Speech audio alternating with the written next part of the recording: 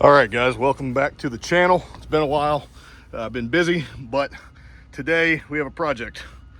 That sway bar right there. So this, being the standard Viper, is different from the Viper ACR in a couple ways.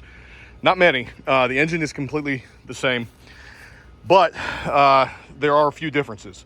So one, the most obvious one you can see is the brakes. The brakes on the standard Viper, I believe, are slightly heavier, and they're one-piece rotors and I believe different calipers. Two is different shock suspension settings. Now with this one, we're not going to ACR or anything because we got BC coilovers with Swift springs on it. So the only thing left to do, and I'm also not dropping $4 or $5 grand on brakes on this thing. These are fine. They do need to be bled, but otherwise the only thing left to do is swap out the factory sway bar, which that one is hollow, for the Viper ACR solid steel sway bar. So it should be a quick little trip here. All we got to do is pop this off with a ball joint separator, loosen the nut on either side of the bushing there, and repeat the same over here. Ball joint separator, 2 bolts, take off those bushings, put them on the new sway bar, and that should be it. That should help neutralize a bit of the tendency of this thing to spin the ass around. That happens for 2 reasons on these cars.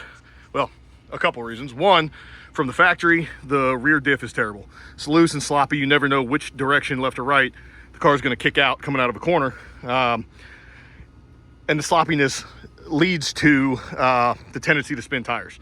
So that's reason one, these things are slightly uncontrollable. Reason two, they're actually heavier in the rear than they are in the front. This engine sits behind the front axle, so it's technically a mid-engine car. Between that and the driver and the weight in the back of the car, from the factory, it's 52%, 48% weight distribution.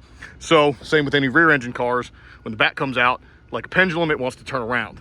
Vipers tend to want to do that. By adding a stiffer front sway bar, that will create more rear grip.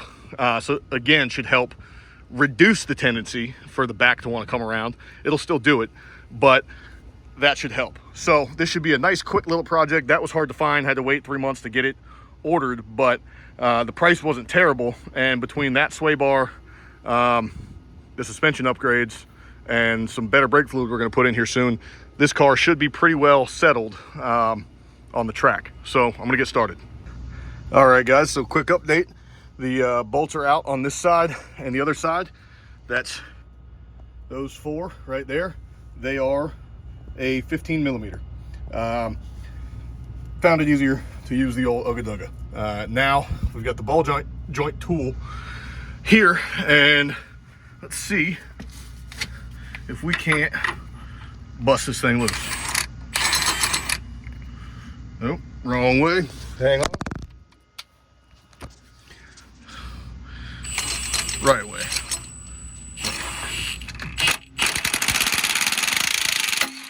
Boom. Busted loose. Now, things to keep in mind. When you're doing this, leave the bolt on the end so you don't damage the threads. Let me take this off and we'll go do the other side. All right. Again, we're going to pop this 15 millimeter off. Only using 15 millimeter bolts today. Oh, okay, that's loose.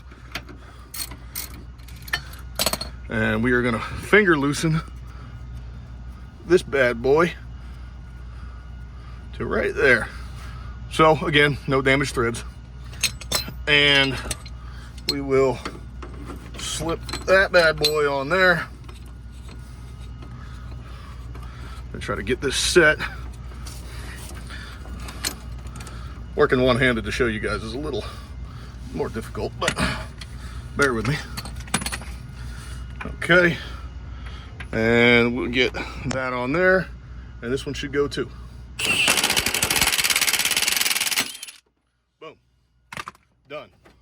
So that is it, ladies and gentlemen. I'm gonna take this one off. I'm gonna go get the other one, and then I'll see if I can't show you how to slide this out, but that might be hard one-handed. All right, guys, so nothing ever is easy, obviously. Here we got this coming out, trying really hard not to ding up the paint there on the fender. Turns out I got to remove this fan shroud because the sway bar here is jammed up in this cooler here. So we are going to pop this out. Viper has already drew a little bit of blood for the day. Little baby cut there. Because these bolts are not easy to get to. You got one there, one, well, right where my finger is pointing. Then we got this one and one, just trust me, there's one down in there. Then we should be able to lift this up out of the way a little bit, and that should let us clear and pull the sway bar. So I'm gonna get back to it. All right, guys, so tip for anybody watching this that's gonna do it themselves: do not try to come out the driver's side with the sway bar. I did that, got jammed up on this shit down here, unplugged this plug, unfortunately. All right, that's back in. All right, those wires aren't damaged, good. So anyways, this wire kind of gets in the way of the whole thing, so I'd actually recommend disconnecting it. But don't try to bring it this way. And you won't have to waste your time like I did undoing the fan shroud or anything like that. So now we've got this, and of course I go to show you, and I'm stuck. Okay, there we go. So here we now have the old sway bar. Gonna get the new sway bar and put the much heavier, put the bushings on it. So let's just lay these next to each other so everybody can see.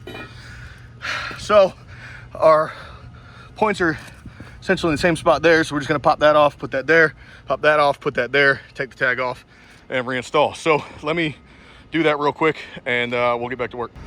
All right, guys, new sway bar's in. It's not hooked up yet, but after doing that, I actually would recommend loosening this radiator shroud, because having that able to move up and down made it easier to get the sway bar in. So bar's in.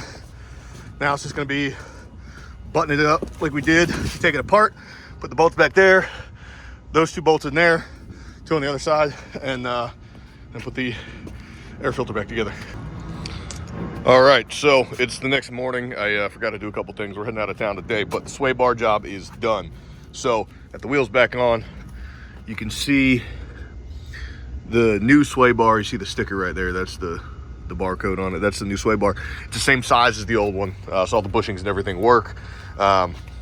It's just a solid piece of metal, whereas the original one is hollow. Forgot to install these yesterday so that this air shroud stays in. But guys, I'm gonna do that. This is gonna be the end of the video. So thanks for watching, and if you got any questions on the sway bar install, let me know.